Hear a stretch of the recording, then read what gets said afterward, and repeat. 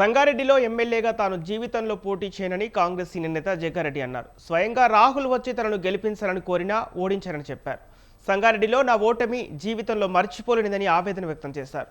తన ఓటమికి కారణం పేదలు కాదని, ఇక్కడి మేధావులు పెద్దలేనని జగ్గారెడ్డి అన్నారు. సంగారెడ్డిలో తన భార్య పోటీ చేసినా ఇక తాను ప్రచారం చేయనని జగ్గారెడ్డి తేల్చి చెప్పారు.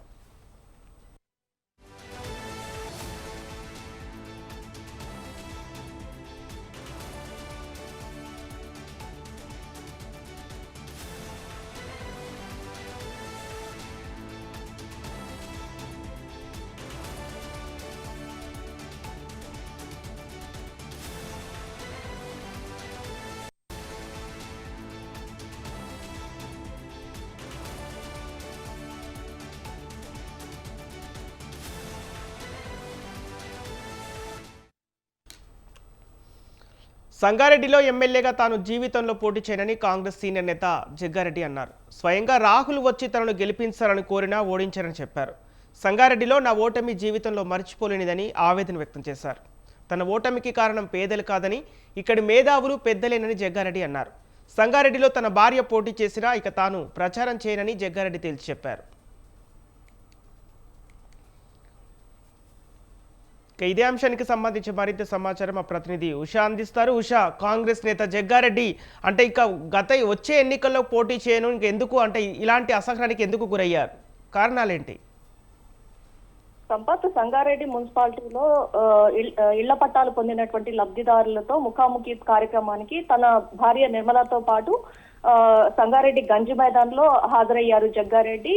ఏదైతే గత ఎన్నికల్లో 2023 అసెంబ్లీ ఎన్నికల్లో సంగారెడ్డి తరపున తాను పోటీ చేసిన సమయంలో అటు ఇందిరాగాంధీ మనవడైనటువంటి రాహుల్ గాంధీ వచ్చి క్యాంపెయినింగ్ చేశారు. కానీ క్యాంపెయినింగ్ చేసిన ప్రతిఫలం లేకుండా పోయింది. సంగారెడ్డిలో ప్రజలు నన్ను ఓడగొట్టారు, ఏదైతే ఓటమి పాలు చేశారు. దీనికి పూర్తి బాధ్యత సంగారెడ్డిలోని మేధావులది, ఇతరులదే తప్ప పేదవాళ్ళకి ఇక్కడెక్కడా కూడా ఎలాంటి పేదవాళ్ళు అయితే నా పక్షానే ఉన్నారు అనుకోవడంలో కూడా చెప్పుకుంటూ వచ్చారు. ఏదైతే వచ్చే మున్సిపాలిటీ ఎన్నికల్లోనూ తను ఎవరి తరఫున కూడా క్యాన్వాసింగ్ చెయ్యను, అలాగే తన భార్య రేపు జరగబోయేటటువంటి ఎన్నికలు ఏదైతే నెక్స్ట్ రాబోయేటటువంటి అసెంబ్లీ ఎన్నికల్లో సైతం తన భార్యనే నిలబడతానే తప్ప తాను నిలబడను అన్న కోణంలో కూడా చెప్పుకుంటూ వచ్చారు. ఎక్కడా కూడా సంగారెడ్డికి సంబంధించి తాను ఎక్కడా కూడా ప్రచారంలో కూడా పాల్గొనను, అలాగే ప్రత్యక్ష రాజకీయాలు ఏవైతే ఉన్నాయో కాంగ్రెస్ పార్టీకి సంబంధించి ఎక్కడెక్కడ ఎవరెవరు పార్టిసిపేట్ చేసినా గానీ అందులో ఖచ్చితంగా జగ్గారెడ్డి ప్రచారంలో అయితే ఉంటారు. కానీ తన సంగారెడ్డి నియోజకవర్గంలో మాత్రం ఎవరికి కూడా తాను సపోర్ట్ చేయను. చాలా అవమానపడ్డాను. రాహుల్ గాంధీ లాంటి వ్యక్తి భుజం తట్టి నన్ను ప్రోత్సహించినటువంటి సంగారెడ్డిలో నన్ను ప్రజలు చాలా ఘోరంగా ఓటమి పాలు చేశారు.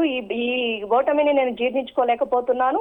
ఎప్పుడు కూడా రాబోయే ఎన్నికలు కాదు, ఇంకెప్పుడు మళ్ళీ రాహుల్ గాంధీ వచ్చి బతిమాలినా కూడా నేను సంగారెడ్డి నియోజకవర్గంలో అయితే మళ్ళీ పోటీ అనేది మాత్రం చెయ్యను అన్న కోణంలో పూర్తిగా క్లారిటీ ఇచ్చారు. చాలా వరకు కూడా భావోద్వేగానికి అయితే గురైనట్టుగా జగ్గారెడ్డి తెలుస్తోంది. చాలా అగ్రెసివ్ గా ఈ స్పీచ్ మొత్తం కూడా ఆ గంజి మైదాన్ వేదికగా జరిగినటువంటి ఇళ్ల స్థలాల పట్టాదారులు ఎవరైతే ఉన్నారో లబ్ధిదారులు వాళ్ళ ముఖంగా కూడా చెప్పినటువంటి ఘటన, అలాగే మున్సిపల్ ఎన్నికల్లో కూడా ఒక వ్యక్తి తనకు సపోర్ట్ చేయాల్సిందిగా ఇప్పటికే అభ్యర్థించారు. కానీ అతనికి కూడా ఆ స్టేజ్ ముఖంగానే చెప్పినటువంటి నేపథ్యాన్ని కూడా మనం చూసుకోవచ్చు. సంపత్, ఓకే ఉష, ఇప్పుడు జగ్గారెడ్డి వ్యాఖ్యలపై అటు స్థానిక ప్రజలే కానీ తన అభిమానులే కానీ ఎలాంటి స్పందనకు గురవుతున్నారు? అంటే ముఖ్యంగా అంటే రాజకీయ సైన్యాన్ని తీసుకునే దిశగానే అడుగులు వేస్తున్నారు అనుకోవాలా? జగ్గారెడ్డి ఎక్కడా కూడా ఏ ఎన్నికల్లో కూడా కాంగ్రెస్ పార్టీకి సంబంధించి ఇంకా పై రాజకీయాలలో ఎక్కడా కూడా నేను పాల్గొనను. సంగారెడ్డి ప్రజలు నన్ను ఏదైతే తను ఎప్పటి నుంచో కూడా రాహుల్ గాంధీ కావచ్చు, అలాగే ఇందిరాగాంధీ ఈ ఫ్యాన్ ఫాలోవర్ గా ఉన్నటువంటి వ్యక్తి, ఆ ఫ్యాన్ ఫాలోవర్ గా ఉన్నటువంటి వ్యక్తి సాక్షాత్తు ఇందిరాగాంధీ మనవడైనటువంటి రాహుల్ గాంధీ వచ్చి క్యాంపెయినింగ్ చేసినప్పటికీ కూడా ప్రజలు చాలా ఘోరంగా ఓటమి పాలు చేశారు అన్న ఏదైతే ఈ భావోద్వేగంలోనే ఉన్నారు. కాబట్టి జగ్గారెడ్డి తాను తీసుకున్నటువంటి నిర్ణయంలో ఎలాంటి మార్పు ఉండదు. ఖచ్చితంగా నేను రేపు జరగబోయేటటువంటి ఎన్నికల్లో కావచ్చు, ఇంకెప్పుడు కూడా ఎన్నికల్లో ఎక్కడా కూడా నేను నా పార్టిసిపేషన్ అనేది ఉండదు అన్న కోణంలో కూడా ఒక క్లారిటీ ఇచ్చినటువంటి నేపథ్యమే కనిపిస్తుంది. ఏదైతే రాష్ట్రంలో ఎక్కడ వెళ్ళి ప్రచారం చేయమన్నా చేస్తాను కానీ సంగారెడ్డిలో మాత్రం తను ప్రచారం చేయను అన్న కోణంలో కూడా ఒక క్లారిటీ ఇచ్చిన నేపథ్యం అయితే కనిపిస్తుంది. ఏదైతే రాజకీయాల్లో సన్యాసం పుచ్చుకోవటం అలాంటి వ్యాఖ్యలు కాకపోయినా ఏదైతే ఇప్పటికే టీపీసీసీ వర్కింగ్ ప్రెసిడెంట్ గా ఉన్నారు కాబట్టి ఈ మాట ఏదైతే ఉందో సన్యాసం పుచ్చుకుంటారన్న మాట అయితే వర్తించదు.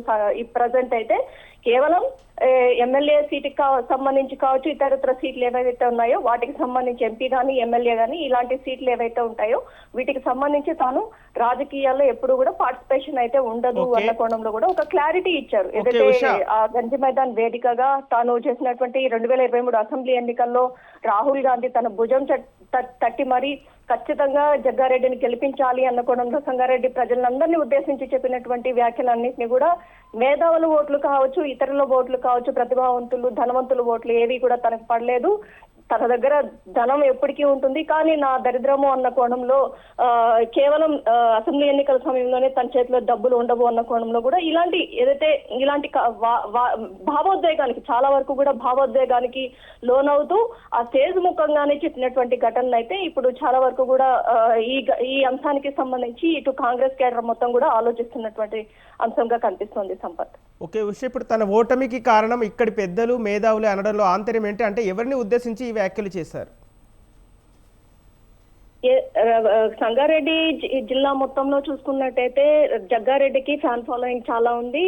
గత 20 ఏళ్లుగా చూసుకున్నట్టయితే అటు రాజశేఖర్ రెడ్డి కావచ్చు, కిరణ్ కుమార్ రెడ్డి కావచ్చు, ప్రతి ఒక్కరి హయాంలో కూడా జగ్గారెడ్డి చేసినటువంటి అభివృద్ధి పనులు కావచ్చు చాలా వరకు కూడా సంగారెడ్డిలో ప్రతి ఒక్క పేదలకి కూడా ఇల్లు అందజేయాలి అన్న కోసంలో చేసినటువంటి కార్యక్రమాలు కావచ్చు, తన వల్ల లబ్ధి పొందినటువంటి ప్రజలు కావచ్చు అనేక మంది కూడా ఉన్నారు.